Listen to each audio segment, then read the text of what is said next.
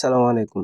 আজকে আমার একটা ইউরোপিয়ান জায়ান্ট কোটরনিক্স কোয়েল পাখি ডিম আটকায় মারা গেছে। শখের জিনিসগুলোর কিছু যদি হয়ে যায় না একটু কষ্টটা একটু বেশিই হয়। ডিমটা আটকাইছে হয়তো আরো ২ দিন আগে, ২ থেকে ৩ দিন আগে আমি খেয়াল করি নাই। খেয়াল করলে হয়তো তাকে বাঁচাইতে পারতাম। আমি অল্প কিছু কোয়েল পাখি নিয়ে আসছিলাম ৭ পিস শখের বশে। কোনো বাণিজ্যিকভাবে লাভ করতে হবে এমন কোনো আশায় না। মাশাআল্লাহ এইগুলা কোয়েল পাখির ওজন একটু সাধারণ কোয়েল পাখির থেকে বেশি হয়। প্রায় ৪০০ গ্রাম প্লাস ওজন হয়ে থাকে।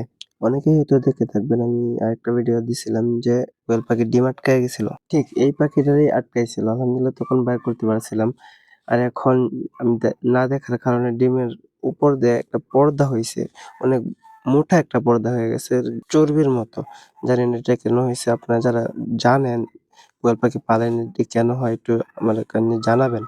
এই ৭ পিস কোয়েল পাখি থেকে আলহামদুলিল্লাহ আমি অনেকগুলো বাচ্চাও ফুটাইছি। এর মধ্যে আপনার ৩ টা মেল হয়ে গেছিল, ৪ টা ফিমেল হইছিল। এগুলা থেকে আলহামদুলিল্লাহ বেশ কিছু বাচ্চা ফুটাইছি। এগুলা এখনো রানিং হয় নাই। বাচ্চাগুলা কাউকে দেখাই না। দেখাইলে চায়ে বসে না দিয়ে থাকতে পারি না। ওইদিন এক বড় ভাইয়া এমন বলতেছে না দিয়ে থাকতে পারি না। তাই সে বাধ্য হয়ে ২ পিস দিতে হইছে। যাই হোক আমার জন্য সবাই দোয়া করবেন। আসসালামু আলাইকুম ওয়া রাহমাতুল্লাহ।